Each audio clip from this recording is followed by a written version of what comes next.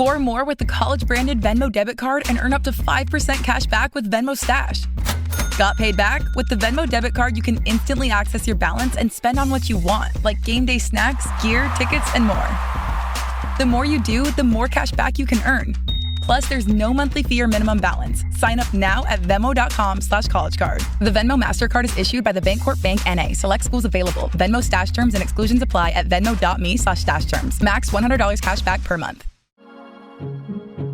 Greetings and welcome to Under the Dome, the News and Observer and NC Insider Politics podcast.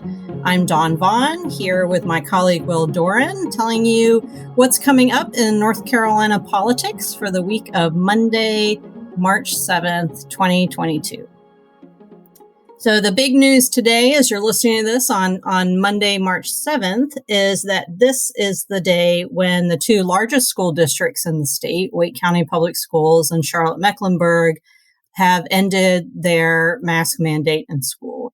This has been a pretty controversial issue for a long time. It's the last of the major COVID-19 restrictions that have been in place. And today, the kids don't have to wear masks unless they want to.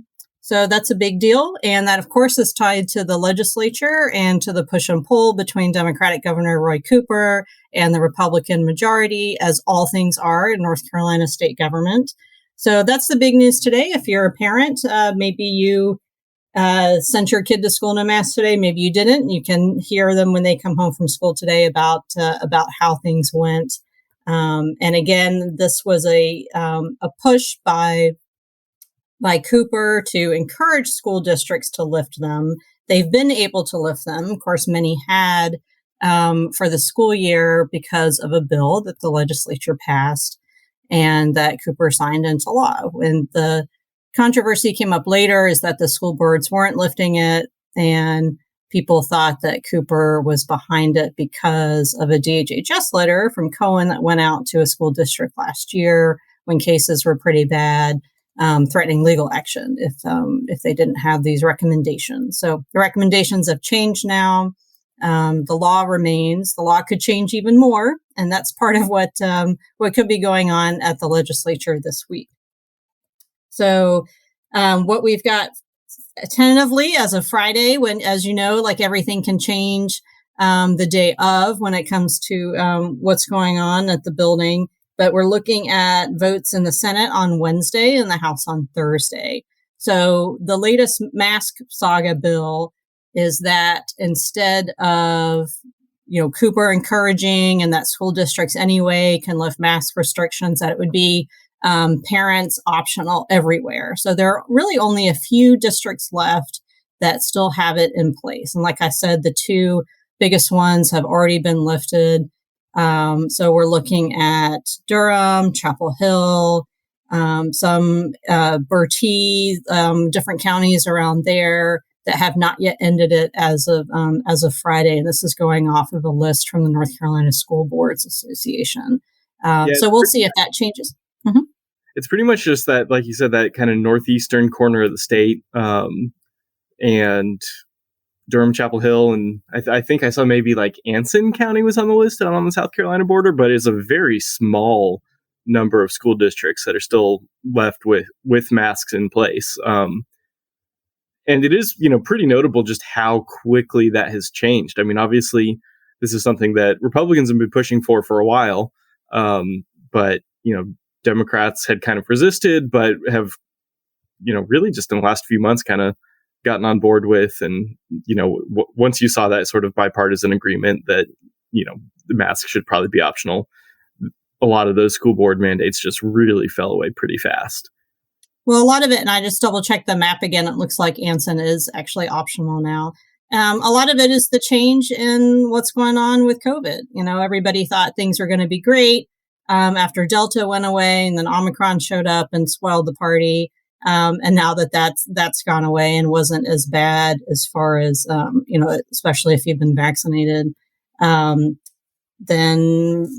people's minds have changed. Looking at the data has changed and then the political pressure factor, which of course is all of this. So we'll see where things go. There could be, because that the parental discretion on mass bill is a Senate bill. If there's an override vote, it would be in the Senate. There were votes in the original bill passed in the Senate for an override, enough Democrats voting with Republicans, and also in the House. So if that's the way that they go, if those same Democrats keep their votes, then they could override Cooper's veto. We'll see if that actually happens, if they decide that's an issue that they're willing to override and deal with the governor, who's their head of the party in the state for them.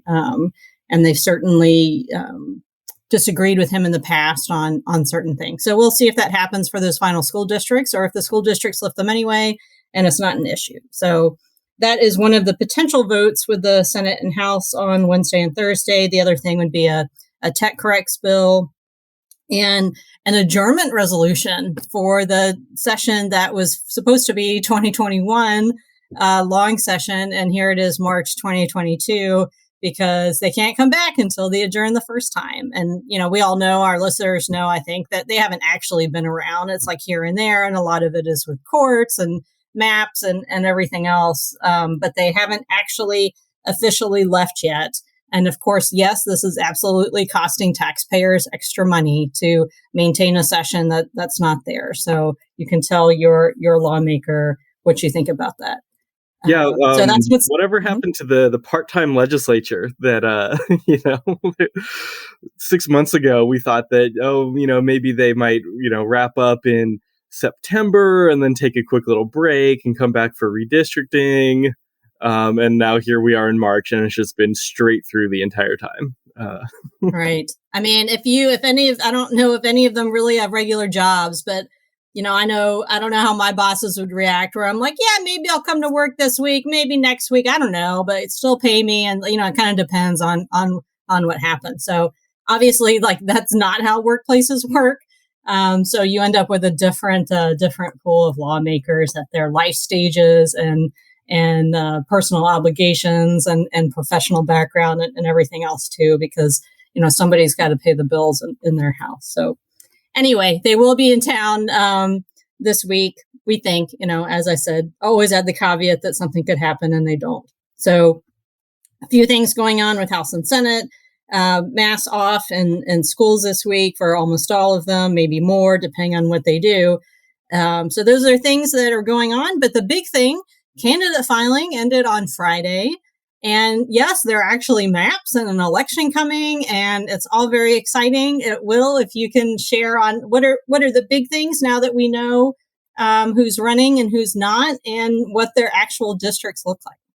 Sure. Well, there are, hundreds, well, not hundreds, dozens, well over 100 districts in total, and, races that, are happening throughout the state. There's 120 House seats, 50 state Senate seats, 14 congressional seats.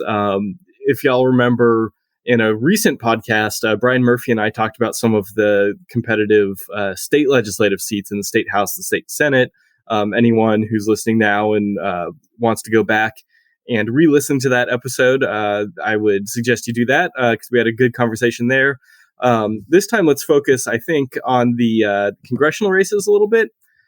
Since those maps are more or less final now. The GOP lawmakers have appealed to the U.S. Supreme Court, asking them to overturn the state court decision on the congressional map and go back to letting the legislature draw what they want.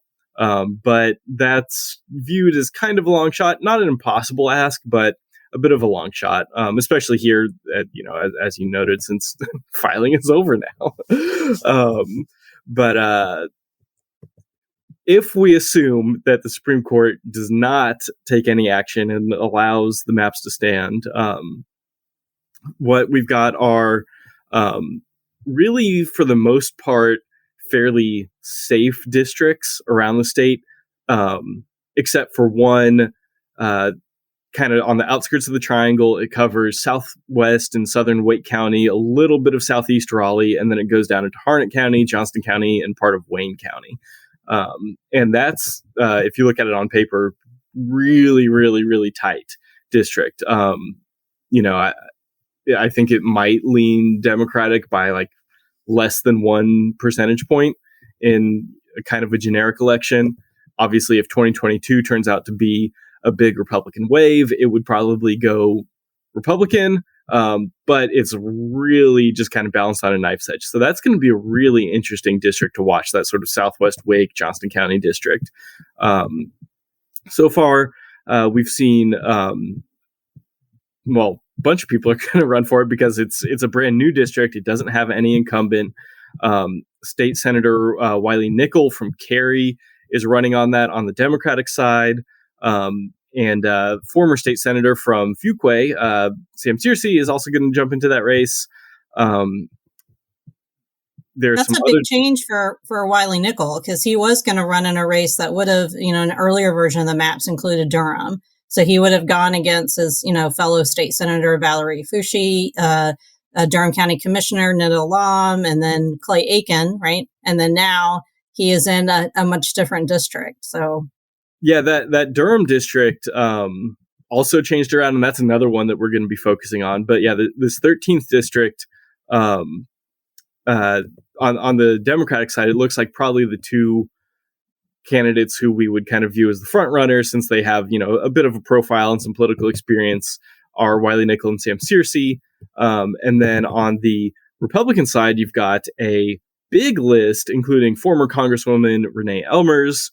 You've got Devin Barber, who's a Johnston County politician, Kelly Daughtry, who's a lawyer down in Johnston County, and longtime followers of state politics will recognize the Daughtry name as Leo Daughtry, former state representative Leo Daughtry. She is his daughter. So that is going to be, I think, a really interesting primary on the GOP side in that race, too. Obviously, Renee Elmers lost a Republican primary several years ago to George Holding, lost her seat then, but she's trying to make a comeback now. And she's from Harnett County, which about half of Harnett County, probably the majority of the Harnett County population, I would say, is in this district. She's represented, parts of Johnston and Wake in the past too. So she is definitely a known name to voters in this GOP primary. But does she remain popular after having lost that primary a few years ago? That's going to be a key question for this race. And there's over half a dozen people running in that. So that could potentially go to a runoff. And then, yeah, like I said, the Democratic side, you've got several candidates as well. So that is really going to be the main race to watch in November statewide, since probably every other district in the state is more or less safe one way or the other come November.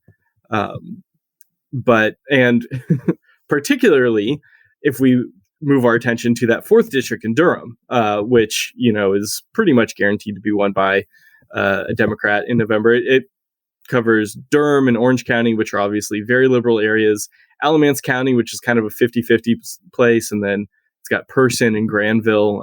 Don, you covered Durham for a long time.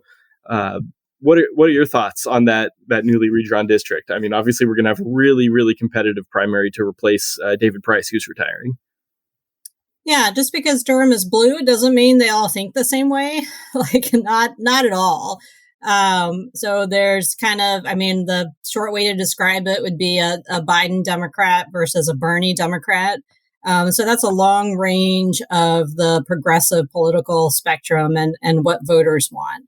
And it kind of depends on city versus county and what the particular issues are with the candidate and turnout.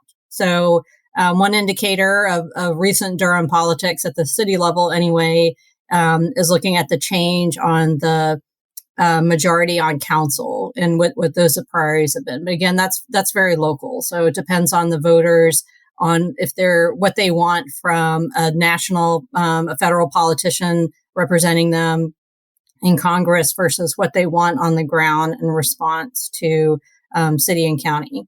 So it'll be interesting to see, as things get closer, which we're only looking at, barely 2 months before the primary, and how each of those candidates are going to try to appeal to voters from, like I said, like people on the same street, different views. They might have the same signs out front, generally politically, but and different candidate won. So you never know. So that I think that'll be interesting to watch. So we're finally at this point now of campaign season actually starting. I can't believe it. We thought it was starting in December, but then the government said psych. I think we're where we are for now. So one thing I wanted to see if we could revive for this episode. You can tell us if you want it to be revived more than once. Is our earlier Under the Dome, which we had shortened at some points to say Domecast. I don't know if that was ever official or not, but for a long time, and longtime listeners know that we had this segment for a long time. And you know what I'm going to say? It's Headliner of the Week. So instead of voting, we're just going to say who we think our headliners of the week are. I'll go first, and then Will. And spoiler, I already know what Will's is, and I actually agree with Will, but I'm going to go with a different one for mine. Ever the contrarian, Don. So my headliner of the week is the unaffiliated voter, which I know so much about because I just did this really big story talking to unaffiliated voters, reading this fantastic report from Chris Cooper and Bitzer and two other professors that aren't as active on Twitter for those that pay attention to them on Twitter about this rise of the unaffiliated voter and the increase in unaffiliated voters. It's not a sudden thing. It's a long time thing. The parties did it to themselves. But the unaffiliated voter as a group will pass Democrats any minute now, probably by the summer, if not sooner, maybe even by the primary. And that's a big deal for a bunch of different levels. So you can read my story on newsobserver.com. I've got it pinned, I think, right now to my Twitter profile. If you want to take a look at that. So, and I also interviewed the Obama, Hillary Clinton, Trump voter. She exists. She actually lives down the road from Madison Cawthorn. So again, North Carolina politics. It's good stuff. So unaffiliated voter. That's my headliner of the week. Will, who is yours? Yeah, well, I will vouch for that story. I learned a lot, and I've written similar stories before about unaffiliated voters and kind of their place in state politics. And, even I learned a lot from that story. So I definitely think people should go check that out. It was really well done. And yeah, that political unicorn of the Obama, Clinton, and then to Trump in 2020 voter is just kudos to you for finding such a fascinating person to talk to. I could have made the whole story about her. Like y'all didn't even hear the half of it. She's great. So thank you, Kathy. I appreciate if you're listening. I appreciate you being willing to be interviewed. Exactly. But no, my headliner of the week, as loath as I am to say it, as a UNC grad, has got to be Mike Krzyzewski. This past weekend, Saturday, he had his final game against my Tar Heels. And, he's just, even if, he wears, in my view, the wrong shade of blue, I think no one can argue that he's not one of the greatest basketball coaches ever. Our colleague Andrew Carter had a really good story on the sort of rivalry that then turned into a friendship later in life between him and Dean Smith. That was it was a really poignant read. If you can go back and find that from Andrew Carter on Krzyzewski and Dean Smith. Go read that. It was really well done. And yeah, he's getting all the headlines and he deserves it. So can you spell Krzyzewski? I know it's got like 8 or 9 Z's in it, and maybe not any vowels. There might be it does. It has an E and an I. I learned how to spell it like my first week covering Durham because I'm pretty sure they run you out of town on a rail if you don't learn how to spell Krzyzewski right. Coach K, we'll say. Yeah, Coach K, headliner of the week, unaffiliated voters, headliner of the week also. So if you guys like the headliner or want us to bring it back, let me know. Tweet at me, email me, et cetera, et cetera. I'm on Signal. So, and let Will know also. So, all right. Well, we appreciate your time and listening for the News and Observer. I'm Dawn Vaughan with Will Doran. We'll talk to you next time. For more from our politics team, subscribe to the News and Observer at newsobserver.com/subscribe. Follow us on Twitter at Under the Dome and NC Insider, and sign up for our weekly political newsletter at newsobserver.com/newsletters. Thanks for listening.